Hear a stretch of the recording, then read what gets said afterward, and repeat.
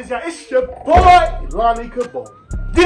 We back with another video with Young Habib here. Introduce us to Young Habib. We making things happen. We shaking the room as is. And enjoy yourselves. And hit the subscribe button, notification bell. Hit that subscribe button. Stop bullshitting. You on that bullshit. Chill out. I'm going to start off. The greatest wrestler of all time is The Rock. I'm going to let him say his piece. In my opinion, now I see where he's coming from. When we talk about The Rock, Dwayne Johnson, right? From his transition from WWE all the way into Hollywood, it's undeniable. Not to mention the highest paid actor in Hollywood also has talks and rooms of running for president. Nobody's fucking with him right now, truth be told. He's a made man, honestly. He's what you call a made man. On a level of Frank Sinatra, Quincy Jones, Marlon Brando. He's up there in that upper echelon. Now, with that being said, I love Dwayne "The Rock" Johnson. Here we go. Him being the first African Here come the bullshit. WWE champion ever. But for me, it's Shawn Michaels. I mean, the first match I ever seen with him was him and Bret Hart, that 60-minute Iron Man match, WrestleMania 12. Okay, for the WWF heavyweight title of the world. Never had a bad match. For him to be called the showstopper, the main event, Mr. WrestleMania. There was one time he said in his press conference, people, I'm gonna give you a show that you never, ever seen before. Why? Because I can. That he did. Which makes him the greatest of all time, in my opinion. Can we talk about the 90s Shawn Michaels or the 2000s when he came back? Whatever you want to talk about, sir. I mean, the Mount Rushmore of wrestling right now.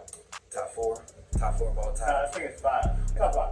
We can do top 5, everybody. And also in the comment section, leave y'all top 5 of all time. Top 5 of all time. No rock slander in the comments or the video. I don't facts. No chronological order, but Shawn Michaels, Rey Mysterio, Rob Van Dam, Kurt Angle. You know who's been growing me up? Randy Orton. I ain't gonna lie. Randy Orton's been growing? He cracked in my top 5. After what he's been doing. I can't argue with nobody's top 5. I can't argue. Your top 5, your Mount Rushmore is your Mount Rushmore. I'll tell you mine. I have The Rock, Stone Cold, Triple H. Time to play the game. Ooh, it's horrible. It's all wrestling, all companies, right? The clutch. Goldberg. And D'Lo Brown. D'Lo Brown is one of the most underrated professional wrestlers of all time. He's one of the few wrestlers that carry the Attitude Era on his back. There's no doubt about that. D'Lo Brown doesn't get enough shine. He went to TNA. He had a hiatus because, again, these wrestlers are human. They go through real stuff. Facts. However, D'Lo Brown is in my Mount Rushmore. I respect that. You know what I'm saying? I'm going to tell you why The Rock's the greatest. To me, Nation of Domination. He's the most charismatic wrestler I've seen. I didn't grow up in the Ric Flair era. A little bit of the Shawn Michaels. Who else is good on the mic? Chris Jericho. We do have wrestlers that are good at promo and charisma, but I feel as though nobody had a crowd like The Rock. The Rock went from the most hated to the most loved. The Rock went from a nobody in the Nation of Domination to a champion. The Rock, even during the Attitude Era, made movies. Scorpion King, if I'm not mistaken, I could be wrong. He was having movies during that time. He's still making movies. One of my favorite movies by The Rock is Gridiron Gang.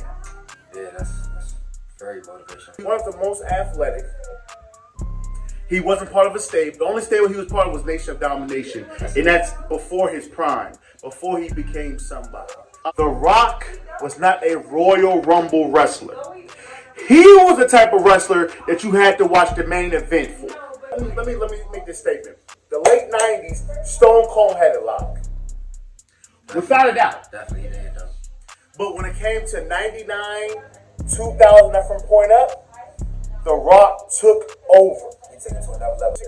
Just seeing The Rock and him going against everybody every week. They even named a wrestling show, still come on to this day, every Friday, called SmackDown.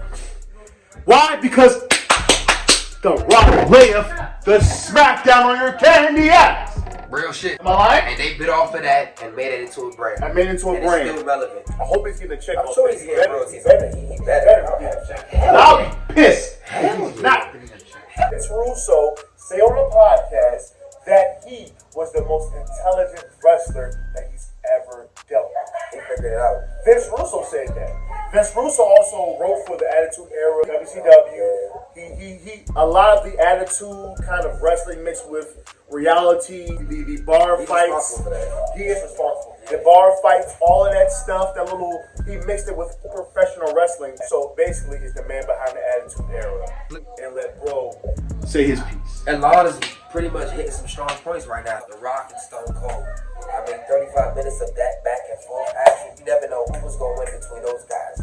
And besides Hogan, too, because Hogan was big on AIDS. Yeah. My mom, she used to live in London from 86 to 91 before she married my father. And Hogan was a big deal back in the day. Hogan and Flair, but Hogan was like the biggest box office draw. And with The Rock and... Hold on, pause. I'm filming a video. No, no. Hi guys, everyone. Hello. I'm an actress. Catch me in this animated series called Final Project. Besides Hulk Hogan, right? My parents, you know, they're big Hogan fans, right? He was the biggest box office draw. He was in Rocky 3. He was a big deal. He was in cereal boxes. He was also in one of the Rockies, if I'm not mistaken. Yeah, Clubber Lang. He was Clubber Lang. I pity the fool. Balboa is no match. What you say, paper champion? What you call me? I'm coming for you, Balboa. Come on, Balboa. I digress, but literally big box office, right? But then with The Rock and Stone Cold came, they took it to another level. Rock, Stone Cold, Hogan, and Undertaker. You talking about money drawing, box office that kept that business relevant right now? Why it's still going? It's those guys. They should have been put on the Hall of Fame, though. Who?